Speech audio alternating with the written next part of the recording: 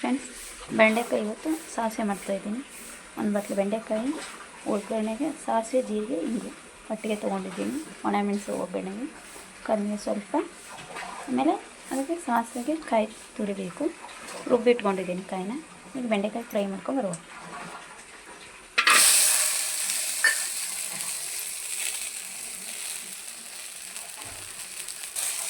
ಬೆಂಡೆಕಾಯಿ ಫ್ರೈ ಮಾಡ್ಕೊಂಡು ಸ್ವಲ್ಪ ಚೆನ್ನಾಗಿ ರೋಸ್ಟ್ ಆಗಬೇಕು ಬೆಂಡೆಕಾಯಿ.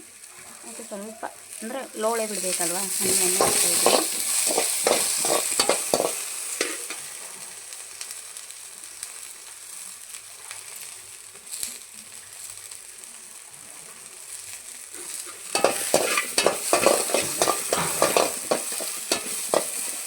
ಚೆನ್ನಾಗಿ ಫ್ರೈ ಮಾಡಬೇಕು, ಲೋಳೆ ಬಿಡೋವರೆಗೂ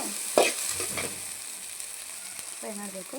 ಬನ್ನಿ ಫ್ರೆಂಡ್ಸ್, ರೋಸ್ಟ್ ಆಗಿದೆ. ಇದನ್ನು ಇದಕ್ಕೆ ಫ್ರೈ ರುಬ್ಬಿಟ್ಕೊಂಡಿದ್ದೀವಲ್ಲ ಅದಕ್ಕೆ ಹಾಕುವ. ಒಗ್ಗರಣೆಗೆ ಎಣ್ಣೆ ತೊಗೊಂಡಿದ್ದೀನಿ. ಹಿಂಗು ಸಾಸಿವೆ ಜೀರಿಗೆ ಇಟ್ಕೊಂಡಿದ್ದೀವಲ್ಲ ಅದನ್ನು ಒಗ್ಗರಣೆಗೆ ಹಾಕುವ. ಎಣ್ಣೆಗೆ ಒಂದು ಸ್ವಲ್ಪ ಫ್ರೈ ಆಗಬೇಕು.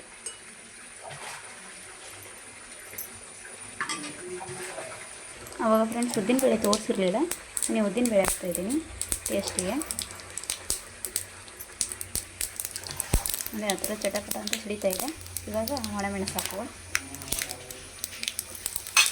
ನಂತರ ಕರಿಬೇವು. ಇದು ನಮ್ಮದು ಸಗಣಿ ಗ್ಯಾಸ್. ನಂತರ ಇದೇ ಐತಲ್ಲ ಒಗ್ಗರಣೆ ಆಯಿತು, ಇದಕ್ಕೆ ಹಾಕುವ. ಈ ಒಗ್ಗರಣೆಗೆ ಹಾಕ್ಬಿಟ್ಟು ಎಲ್ಲ ಮಿಕ್ಸ್ ಮಾಡಬೇಕು. ಇದಕ್ಕೆ ಮೊಸರು ಹಾಕಬೇಕು. ಅಂದರೆ ಫೈನಲ್ ಟಚ್ ಅಂದರೆ ಇದಕ್ಕೆ ಮೊಸರು ಹಾಕಬೇಕು. ಮೊಸರು ಹಾಕಿದರೆ ಇದು ಬೆಂಡೆಕಾಯಿ ಸಾಸು ರೆಡಿ. ಇವಾಗ ಹಾಕಿದರೆ ಮೊಸರು ಹುಳಿ ಆಗಿಬಿಡುತ್ತೆ. ಅದಕ್ಕೆ ಊಟ ಮಾಡೋರು ಒಂದು 5 ನಿಮಿಷ ಇದ್ದಾಗ ಇದಕ್ಕೆ ಮೊಸರು ಮಿಕ್ಸ್ ಮಾಡ್ಕೋಬೇಕು. ಫ್ರೆಂಡ್ಸ್, 1 ಬಟ್ಲು ಮೊಸರು ನಿಮಗೆ ತೋರಿಸ್ಲಿದ್ದಕ್ಕಾಗಿ 1 ಬಟ್ಲು ಮೊಸರು ತೊಗೊಂಡಿದ್ದೀನಿ. ಇವಾಗ ಹಾಕ್ತಾಯಿದ್ದೀನಿ ನಾನು ವಿಡಿಯೋ ಮಾಡೋದಕ್ಕೆ. ಇಲ್ಲಿ 1 ಬಟ್ಲು ಮೊಸರು ಹಾಕಿದ್ದೀನಿ. ಲಾಸ್ಟು ಉಪ್ಪು, ಹನಿ ಉಪ್ಪು ಹಾಕಬೇಕು. ಫ್ರೈ ಮಾಡುವಾಗ ಹಾಕಿದ್ದೀನಿ, ಇವಾಗ ಒಂಚೂರು ಅಷ್ಟೆ. ಲಾಸ್ಟ್ ನೋಡಿ. Thank you friends. ನೋಡಿ ಕಮೆಂಟ್ ಮಾಡಿ.